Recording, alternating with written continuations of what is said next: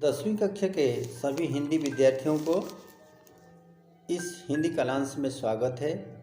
इस कोरोना काल में अपने सेहत का ख्याल रखते हुए अपना भविष्य का निर्माण के लिए स्कूल में हो या घर में एक वीर सैनिक की भांति लड़ रहे हो, इसलिए मैं तुम सभी को मेरे ओर से ढेर सारी शुभकामनाएं भेज रहा हूँ।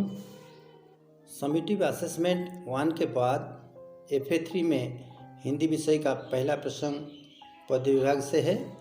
प्रसंग का नाम है चांद का झिंगोला और कवि का नाम है रामधारी सिंह दिनकर। कवि का जन्म 30 सितंबर 1908 में हुआ था, सेमरिया घाट, मुंगेर, बिहार में। वह बहुमुखी प्रतिभा के धनी थे। उनके काव्य ग्रंथ में रेणुका, हुंकार, सरस्वती, कुरुक्षेत्र, रश्मिरथी, उर्वशी, हारे को हरिनाम, बापू, दिल्ली आदि। गद्य ग्रंथ में है देश विदेश, मेरी यात्राएं, अर्धनारीश्वर, मिट्टी की ओर, रेती के फूल, संस्कृति के 4 अध्याय। उनको भारत सरकार से पद्म भूषण उपाधि और उर्वशी महाकाव्य के लिए ज्ञानपीठ पुरस्कार प्राप्त हुआ था। इस कविता में एक मजाक और व्यंग है और इस कविता से हमें सदा अस्थिर के लिए कुछ किया नहीं जाता है, इस शिक्षा मिलने वाला है। आइए इस कविता के पहले भाग को शुरू करें।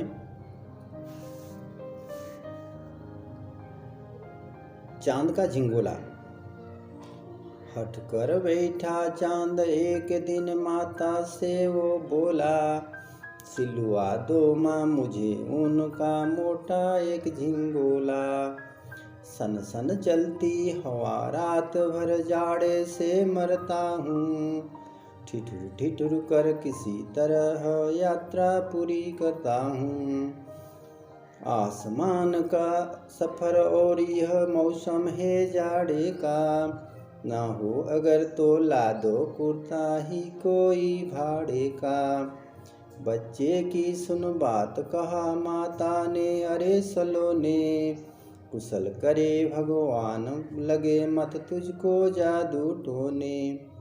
जाड़े की तो बात ठीक है पर मैं तो डरती हूँ, एक नाप में कभी नहीं तुझको देखा करती हूँ। आइए अब कुछ शब्दों का अर्थ समझते हैं। हठ का मतलब जिद, झिंगोला का मतलब है छोटे बच्चों का अंगरखा।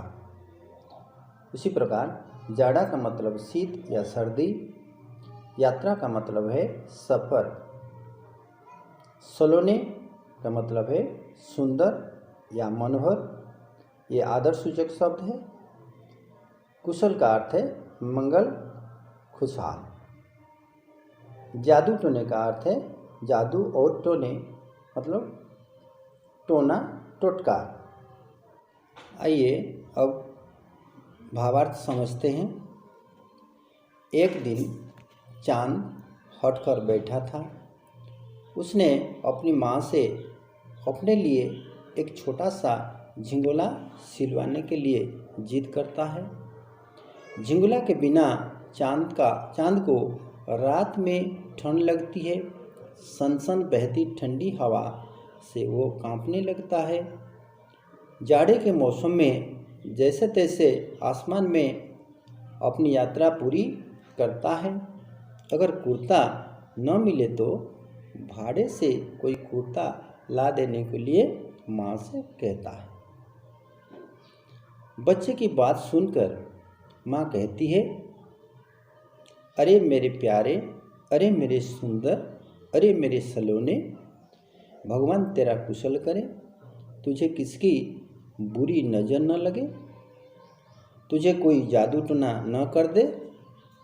जाड़े की तो बात ठीक है पर मैं डरती हूँ। मुझे डर लगता है कि क्योंकि तू कभी एक नाप में देखा नहीं करता है। आइए अब कुछ प्रश्नों का उत्तर जानते हैं। पहला प्रश्न है, चांद का झिंगोला कविता के कवि कौन हैं? इसका उत्तर होगा, चांद का झिंगोला कविता के कवि हैं रामधारी सिंह दिनकर। दूसरा प्रश्न, कौन माँ से हटकर झिंगोला सिलवाने को कहता है? उत्तर होगा, चांद माँ से हटकर झिंगोला सिलवाने को कहता है।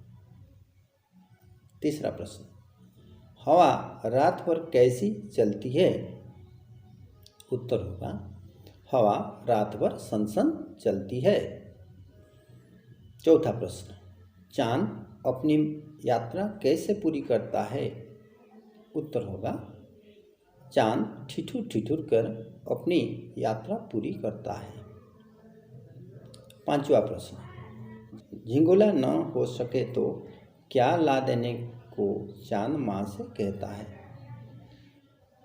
झिंगोला न हो सके तो भाड़े का कुर्ता ला देने को चांद माँ से कहता है। छठा प्रश्न, बच्चे की बात सुनकर माँ क्या कहती है? उत्तर होगा, अरे बच्चे की बात सुनकर माँ कहती है, अरे मेरे सलोने, भगवान तेरा कुशल करे, तुझे जादू टोने न लगे। सातवां प्रश्न, कौन चांद को एक नाप में नहीं देखती है? उत्तर होगा, चांद की माँ चांद को एक नाप में नहीं देखती है। आठवां प्रश्न, सीना का प्रेरणार्थक रूप क्या होगा? सीना क्रिया का प्रेरणार्थक रूप क्या होगा? तो उत्तर होगा, सीना क्रिया पद का प्रथम प्रेरणार्थक रूप सिलाना और दूसरा प्रेरणार्थक रूप होगा सिलवाना। इसी प्रकार नौवां प्रश्न, हवा शब्द का लिंग बताइए। इसका उत्तर होगा, हवा स्त्रीलिंग शब्द है। 10वां प्रश्न, मौसम शब्द का पर्यायवाची शब्द क्या है? उत्तर होगा, मौसम शब्द का पर्यायवाची शब्द है ऋतु। अब तुम्हें कुछ प्रश्न गृह कार्य के लिए दिया जाएगा, तुम सब इसका उत्तर करके दिखाओगे और तुम्हारे लिए एक प्रयोग करने को दिया जाएगा। जैसे कि मैं एक शब्द बताऊंगा और उसका विविध प्रयोग कैसे हुआ है ये मैं पहले बता दूंगा, बाद में तुम और एक शब्द को इसी प्रकार करके दिखाओगे। ठीक है? जो दिन है, दिन शब्द को हम क्या क्या बना सकते हैं? जैसे हम आलू से क्या बनाते हैं? आलू से आलू के भजिया बनाते हैं, आलू से तरकारी बनाते हैं, आलू से बहुत कुछ चीज़ बन सकता है। उसी प्रकार एक हिंदी में भी एक शब्द है, उसको हम विभिन्न रूप से प्रयोग कैसे करेंगे। देखिए, दिन का पर्यायवाची शब्द क्या हो सकता है? दिन का पर्यायवाची शब्द है दिवस, अह, अन्न, ऐसा भी हम कह सकते हैं। उसी प्रकार दिन का लिंग बताइए, दिन कौन सा लिंग है? तो इसका उत्तर होगा, दिन पुंगलिंग शब्द है। और भी प्रश्न हम कर सकते हैं, दिन का भाववाचक संज्ञा रूप क्या है? तो इसका उत्तर होगा, दिन का भाववाचक संज्ञा रूप दिनमान होगा। उसी प्रकार दिन का वचन बदलने से क्या होता है? दिन का वचन बदलने से दिन ही होगा। उसी प्रकार दिन का विलोम शब्द क्या होगा? दिन का विलोम शब्द रात होगा। ठीक है? उसी प्रकार तुम्हें करना है, खुद को करना है और समझना भी है। ये प्रयोग में तुम लाओगे। बच्चा का लिंग बदलो, उसी बच्चा शब्द का वचन बदलो, बच्चा शब्द का भाववाचक संज्ञा रूप लिखो, बच्चा शब्द का लिंग निर्णय कीजिए, बचा शब्द का संज्ञा के भेद बताइए, ये तुम्हें करना है। तो आज के लिए इतना ही। सभी को धन्यवाद।